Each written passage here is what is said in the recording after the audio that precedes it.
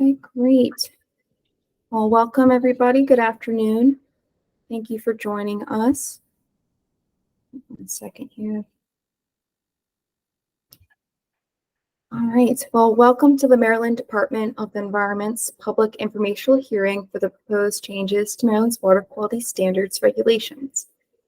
The purpose of today's informational hearing is to provide interested parties with a brief description of the changes being proposed and allow opportunity for the public to provide testimony on these changes.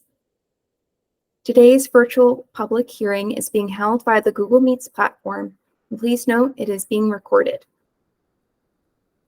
The department would like to thank everybody here for joining today and appreciates your interest and participation in the public comment process. To introduce myself, I am Melinda Cutler, a Natural Resources Planner in the Water Quality Standards and Analysis Division here at MDE. I'll be the presiding official for today's public hearing, and I'm joined by Matthew Stover, Chief of the Water Quality Standards and Analysis Division at MDE. Before we begin, I'd like to go over a few housekeeping items. First, for any technical questions or issues that come up, please write these in the chat box, which is located in the right-hand corner of your screen, and Matt will be able to assist you with those. A recording of today's hearing and a copy of the PowerPoint presentation will be posted on the department's webpage at the following link on the slide. A PDF form of this presentation today was also attached in yesterday's reminder email for your reference. I'd also like to quickly point out a few of the attendee controls on the Google Meets platform. First, there's the mute and unmute button circled in green on the slide. This feature is currently disabled, and we will enable it at the beginning of the oral testimony session. At that point, you'll see the icon color change to a bright red as displayed in the top left image. Once you are recognized to speak, please unmute yourself using this button. Please remember to mute your microphone once you have finished speaking. Next, there's the raise hand button circled in yellow on the slide. Please use this during the oral testimony portion of the meeting to indicate that you wish to make a comment or statement. Click on the hand icon and please wait to be recognized before speaking. Finally, there is the chat button mentioned earlier, circled in orange on the slide.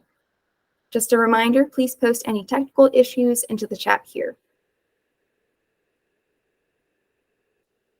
For the format of today's hearing, it will consist of a PowerPoint presentation describing the proposed changes to Maryland's water quality standards. This will be followed up with an opportunity for oral testimony after the presentation. Please hold comments or statements till after the PowerPoint presentation. And once we open up for oral testimony, please raise your hand virtually using the hand icon. Once you are called on to speak, you may unmute yourself to provide your comment or statement at that time. We ask that all commenters please state your name and, if applicable, your affiliation for the record before providing your comments. And we request that comments be limited to 3 to 5 minutes in length. It is not necessary to read aloud written comments to make them a part of the official record. Written comments sent through the U.S. Postal Service or by email will also be accepted. And all comments written or provided orally during this hearing will be given the same consideration. If you do have a letter you wish to read into the record today, we suggest you also provide us with a written copy as well. Those again can be sent via mail or email. All comments, written and oral, will be addressed in a public comment response document produced after the close of the public comment period. The public comment period is set to end on December 22nd. With that housekeeping out of the way, we will now segue into the PowerPoint presentation portion of today's hearing. As an overview of what we will cover, the regulatory changes we will be discussing deal with the Water Quality Chapter of Maryland Code of Regulations 260802, and specifically in Regulation 26080203-2, the numerical criteria for toxic substances. The changes encompass technical corrections and clarifications within the regulation. All supporting documentation describing these changes can also be found on our webpage linked on the slide. I will now go over a summary of the changes occurring in this proposed action. Firstly, the department is correcting technical errors in regards to ammonia criteria for the protection of freshwater aquatic life. In 2013, the US EPA developed national recommendations for ammonia criteria for freshwater aquatic life, and the criteria magnitude for these recommendations is a function of pH and temperature, with changes to either of these parameters influencing the toxicity of ammonia for freshwater organisms. This resulted in a number of criteria equations that were further delineated by different biological assemblages. The nationally recommended freshwater ammonia criteria was included within the last update to water quality standards in the 2019 Triennial Review. The department moved forward with the adoption of the acute and chronic criteria equations for freshwater ammonia, as well as incorporated a process to develop site-specific criteria based on presence and absence of freshwater mussels. After the notice of final action, making final changes to Code of Maryland regulations to reflect the updated ammonia criteria for freshwater aquatic life, errors were found in 1 chronic criteria equation and 3 chronic criteria reference tables for the ammonia criteria. In the 2023 interim update, the department is proposing corrections to the 1 chronic equation and 3 reference tables to the correct values. This slide shows the acute criteria equations in graphical form, incorporating pH and temperature for the final criteria magnitude. There are 4 equations for the acute criteria, each equation relating to the presence and absence of certain biological organisms, such as mussels present or absent, and salmonids present or absent. All the equations and reference tables for the acute criteria were accurately proposed in the 2019 Triennial Review and were approved by EPA in June of 23 and are effective in Maryland regulation. This slide shows the chronic criteria in graphical form, again relating pH and temperature to the final criteria magnitude. There are 3 equations for the chronic criteria, and again, each equation relates to the presence and absence of certain freshwater aquatic species, such as fish early life stages, ELS, present or absent, and mussels present or absent. Circled in red is the scenario that has the incorrect equation assigned to it in COMAR, fish early life stages and mussels present. The department proposes to fix this technical error by placing the right equation into regulation. The other 2 criteria equations were accurately proposed in the 2019 Triennial Review. In EPA's approval letter for the 2019 Triennial Review in June of 2023, the other 2 equations, early life stages present, mussels absent, and early life stages, mussels absent, were formally approved and are effective in Maryland regulation. In the 2023 interim update, the department is also proposing updates to all 3 chronic criteria lookup tables as corrections were needed to all 3 of these reference tables. These lookup tables are tabular representations of the criteria equations. In summary, for the ammonia criteria, the department is updating the freshwater chronic water quality criteria for ammonia, fish early life stages, and mussels present with the correct equation in the 2023 interim update. The correct equation is provided on this slide. Additionally, the department is proposing corrections to all 3 chronic criteria reference tables. The department needed to recalculate the table values due to the incorrect equation for early life stages and mussels present, as well as complete formatting and correction updates to lookup tables for early life stages present, mussels absent, and early life stages and mussels absent tables for those criteria. A sample excerpt of the lookup reference tables are provided on the slide at the bottom. More information on this can be found on the department's website as well. The department is also proposing a new footnote for pentachlorophenol, PCP, and Section G of the regulation. underneath Table 6, Toxic Substances for Ambient Water Quality Criteria, Pesticides, and Chlorinated Compounds. EPA's Clean Water Act 304A recommendation for PCP indicates that PCP toxicity is influenced by pH, but not hardness. In the 2019 trial and review, the department removed a table footnote for PCP with intention to delete the indication that PCP is affected by hardness, but also inadvertently deleted the indication that PCP is affected by pH. In the 2023 interim update, the department is reinstating and amending the table footnote for PCP to provide further clarification on the role of pH on toxicity. An excerpt of the table with the proposed new footnote for PCP is provided on the slide.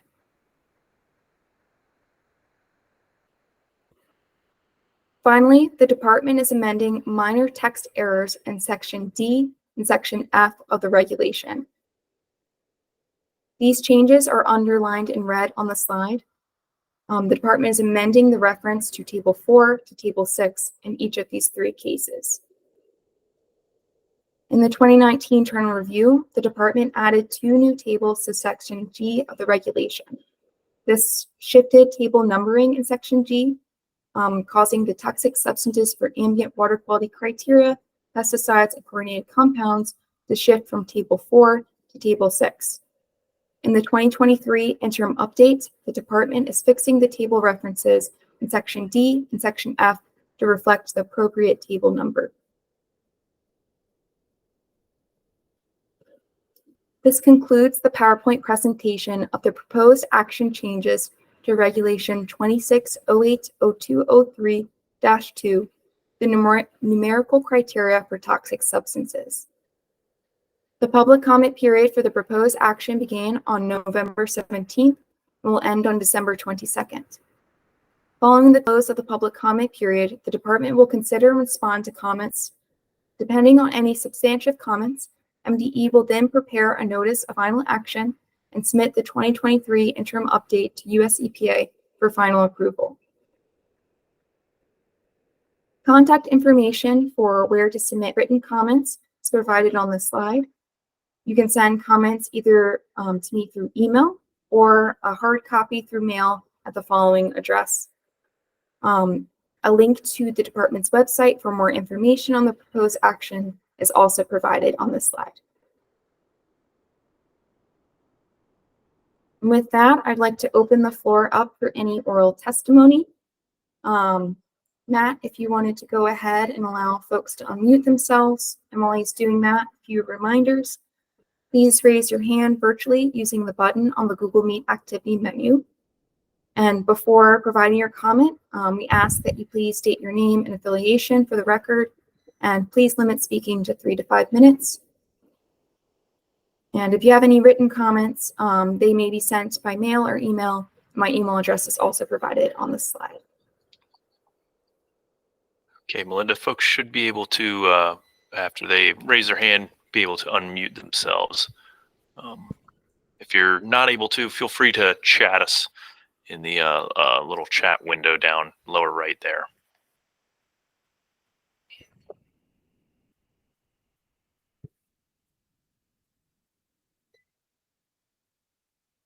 We'll give folks a chance in case they come up with any comments. So we'll wait here for a while. Mm-hmm.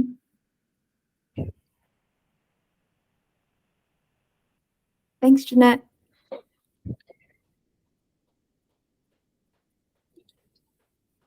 And if any comments come up later, my email address is on the slide, and I'll hop back to the contact slide as well.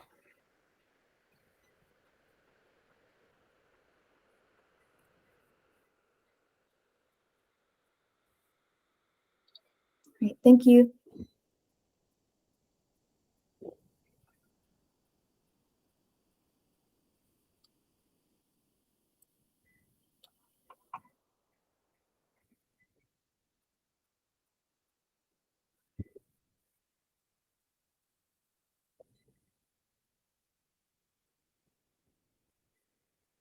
Okay, I think we'll wait until 3:20.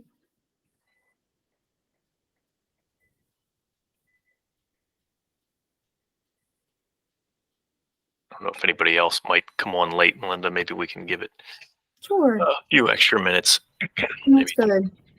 Yeah, we'll 3:25, wait here for a 3:30. little while.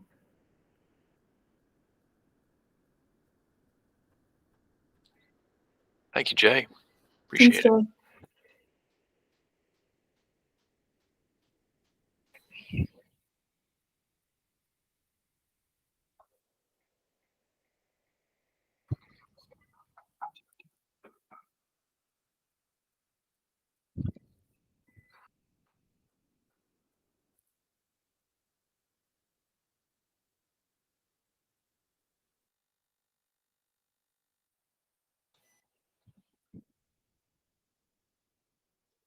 And there was two. Mhm. Yeah, I don't know if it's worth staying on. Usually, typically, hearings will stay on a while, but of course, if anybody comes on now, they missed any presentation. Mhm. We'll, Okay. we'll give it 5 minutes max, something Sounds like that. good. I don't anticipate anyone else. Mhm. Yeah, we'll wait another 5 minutes in case there's any folks that were running late, and I think we can end the recording.